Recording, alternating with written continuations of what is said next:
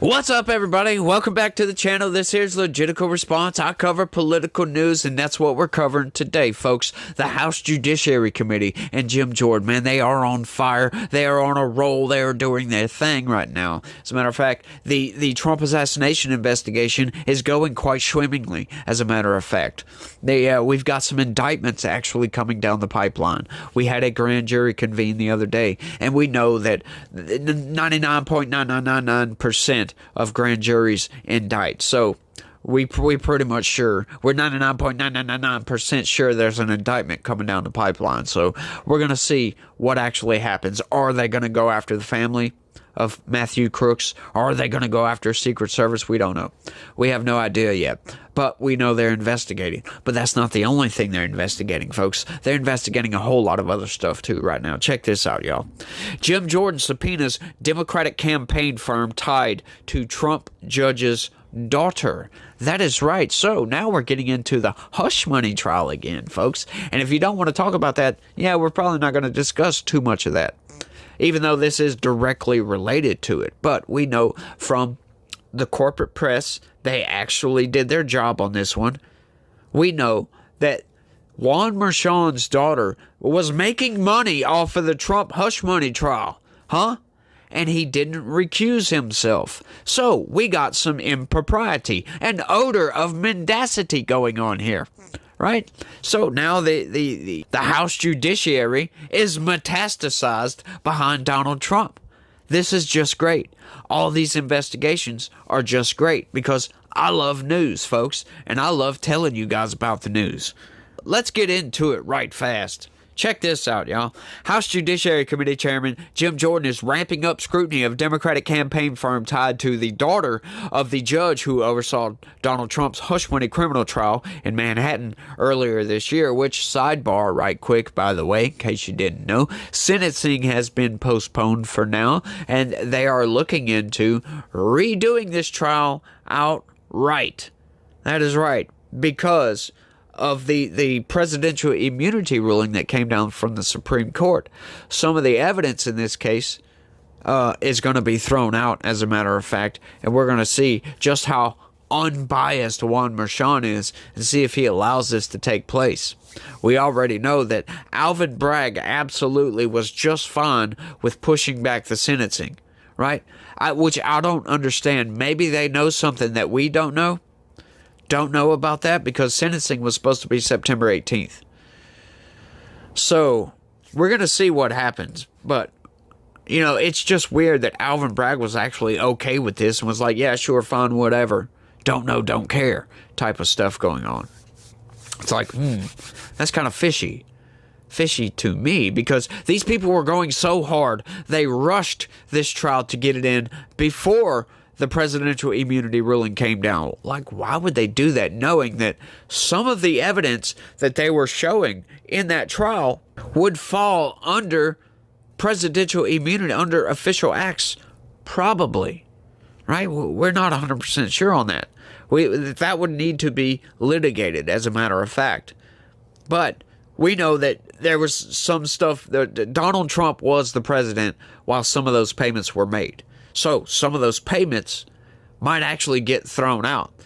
I don't think by looking at the evidence, knowing the trial like the back of my hand, that it's going to make any difference, right? I don't think it's going to make any difference at all.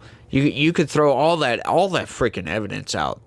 I still think they would convict him, right? Just look at the circumstances of the jury instructions, as a matter of fact. But like I said, I didn't want to get off into that. But the jury instructions were insane. Let's keep going. Sorry for that sidebar. Jordan sent a subpoena on Wednesday to Authentic Campaigns, a digital marketing and political consulting firm that employs Lauren Mershon, the daughter of Judge Juan Mershon, and counts Democratic lawmakers among its many clients. Of relevance to the committee's oversight is the impartiality of Judge Juan Mershon, the presiding trial judge, due to his refusal to recuse himself from the case in light of his apparent conflicts of interest and biases, Jordan wrote in a subpoena cover letter. Authentic Campaigns gave differing responses to the Judiciary's committee's records request before Jordan issued the subpoena to continue investigating whether Judge Mershon had any conflicts of interest because of his daughter's work. The conflicting statements prompted Jordan to request a sworn affidavit that Authentic Campaigns conducted a comprehensive search for any documents within the scope of the subpoena. If Authentic Campaigns indeed has no responsive records for the other requests made by the committee on August 1st, as you have asserted, the committee requests a sworn certification under the penalty of perjury of Jordan added. Sorry about that. I almost read that twice. So, he thinks they're lying, and it sounds like they are, because there's definitely an odor of mendacity, once again, like some impropriety going on. Right? He should have recused himself. His daughter is making money off of that trial. That right there, right? He donated to Democrats. You know, of course, once again, in all fairness, it was a long time ago.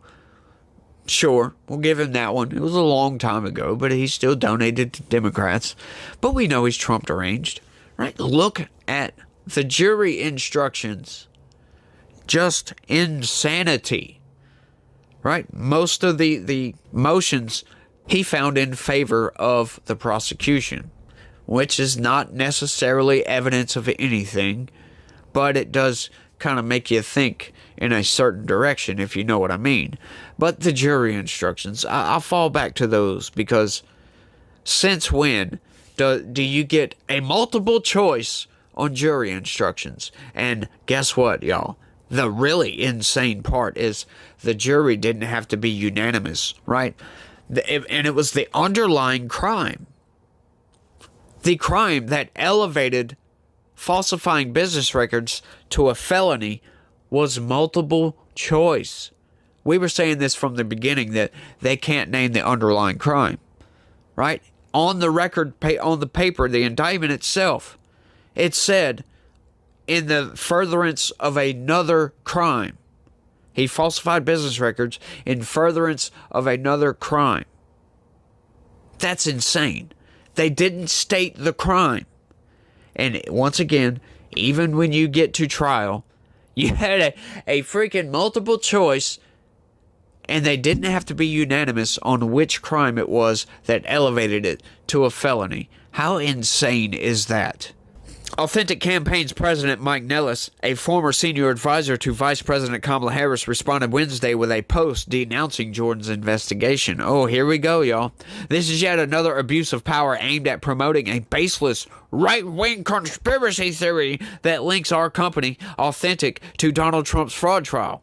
We are thoroughly reviewing the subpoena with our legal team and will provide updates as soon as we have more information, Nellis said on X. This is a blatant attempt to intimidate us and divert attention from Donald Trump's conviction. Lauren Mershon worked for Harris's failed 2020 presidential campaign during her time with Authentic Campaigns, and her father previously donated to the Biden-Harris presidential campaign. Oh, so guess what, folks? You got to admonish me down in the comments section, right? I was under the impression Juan Mershon had only donated like decades ago. I didn't know he donated to the Biden-Harris campaign. Didn't know that. I don't know if that is true or not. I could be just out of the loop on that one, y'all. Let me know down in the comments section if I'm wrong on that one, if I need admonishment, by the way. Trump's attorneys have unsuccessfully tried getting Mershon to recuse himself from the former president's criminal case. The partisan affiliations of Mershon and his daughter have been the subject of intense criticism from Trump and his allies for what they see as political and ethical issues. Yeah, well, anybody that looks at that can see that. Once again, his daughter was making money off of the trial. She raised $93 million off of that trial. If that's not ethical concerns to you, I don't know what is.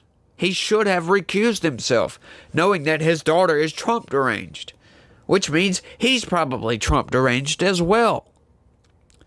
Right? He wouldn't let expert witnesses testify, right, about tax policy, which was one of the three underlying crimes that elevated falsifying business records to a felony. He wouldn't let a tax expert, a federal tax expert. He wouldn't allow a Federal Elections Commission officer testify either. Right? And then the testimony that pretty much contradicted Michael Cohen's testimony was stopped outright. That was the little spat that, I forget the guy's name, I'm sorry, he got into with Juan Mershon, and Juan Mershon got pissed off. Y'all remember that. I don't remember the details. I'm trying to recall in my head right now as I'm speaking, but I can't.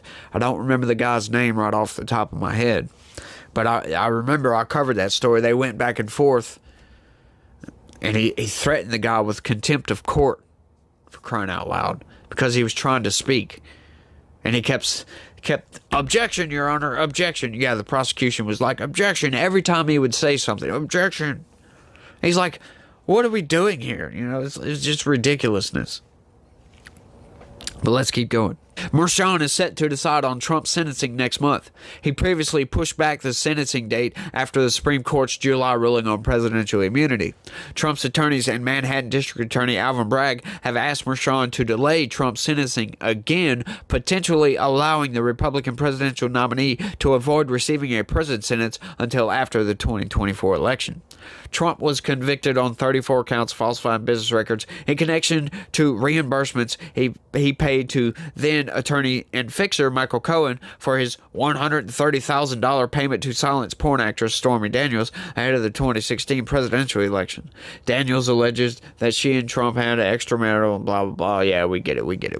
We know what's going on with that.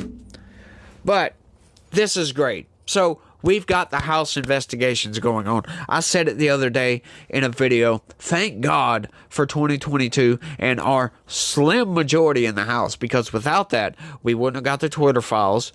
There's a lot of investigations, right? That investigation right there by itself, the Twitter files, told us everything, told us all kinds of garbage. The Biden administration having backdoor access and actually asking all these social media companies to silence voices online, social media posts, banning people outright. That's insane. That's crazily insane, right? How can the president, the top guy in the United States government, the president of the United States, egregiously violating the First Amendment?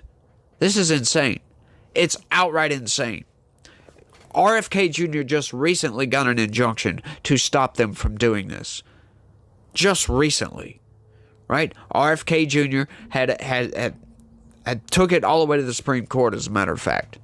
Had a case, took it all the way to the Supreme Court. The state attorneys general from, I think it's Missouri, might be West Virginia, and Louisiana, that's how I got involved, were suing the Biden administration, but the court said they didn't have standing because they were never censored themselves, which I disagree with. I totally disagree with that, because if any of their constituency in their states were censored, which they almost certainly absolutely were, then they have the right to bring that case. They have standing for them to hear that case. And if they would have brought that case, that just 2 suits, right, against the Biden administration for violations of the First Amendment. It's insane. But we've had so many investigations coming from the House, and I'm so glad for it, right? It's fueled many, many videos on this channel. You guys know that. We all know it, and it's great. We gotta love it. We got to love this. You just got to look at everything that's going on. The political landscape of the entire country right now is totally divided. And why is that? Why is that? The corporate press, y'all. The corporate press. I think the House needs to investigate the corporate press a little bit, right? Like, we get censored.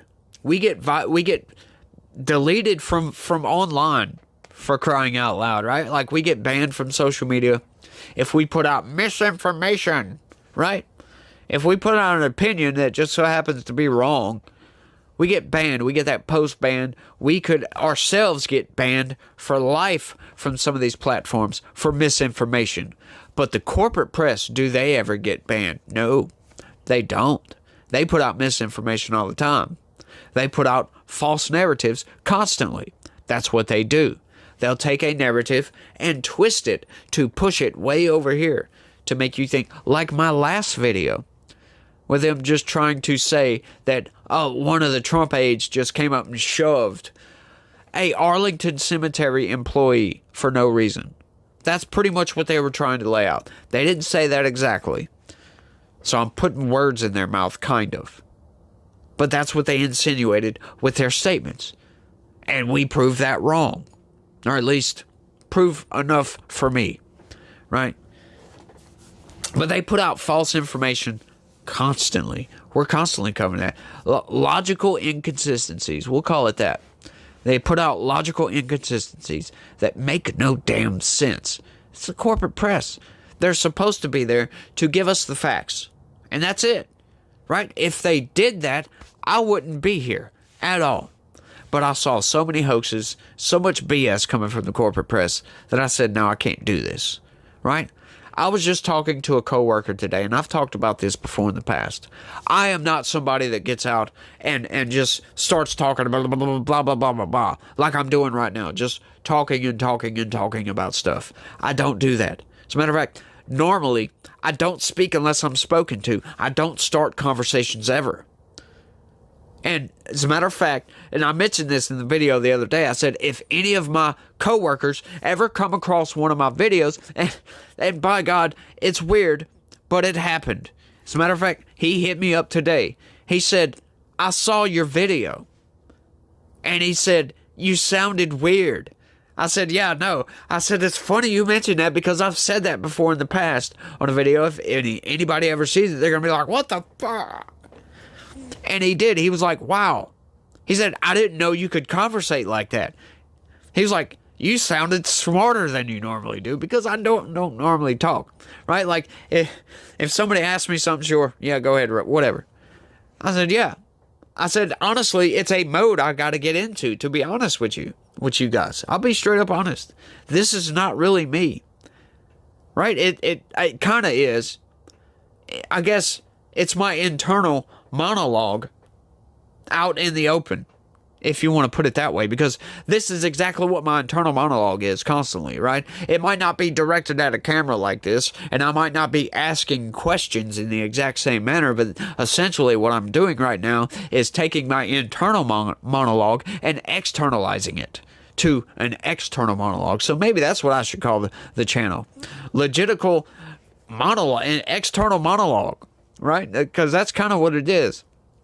It's just me. It's a switch. I kind of flip a switch, and I can switch my internal monologue to an external monologue. That's kind of weird to think about. I just wanted to get that off my chest. I thought that was a little bit crazy. Then he actually came up to me and was like, hey, I saw your video. It was pretty good. I was like, oh, well, thanks. You know, I try. I do. You know, y'all let me know what y'all think about the videos. I mean, y'all watch them, so I guess y'all think they're okay at least.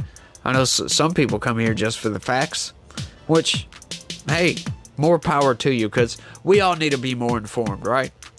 I know this is kind of a free-flowing thing going on. We went from internal monologue to the Trump trial to all kinds of garbage, but yeah, I'll go ahead and cut it off right here, y'all. Y'all let me know what y'all think about all this down in the comment section. Is it just not the greatest thing that the House Judiciary is going in after these people? They're actually doing their work, right? We always thought that the House Judiciary, they just investigated dumb stuff, right? No. As a matter of fact, they can investigate any judicial district or whatever. Sorry. I know, and I'm rambling on again. Y'all let me know what y'all think. That's all I got for this one. I want to thank everybody for watching, and y'all try to have a good day. Stay legitical. Peace.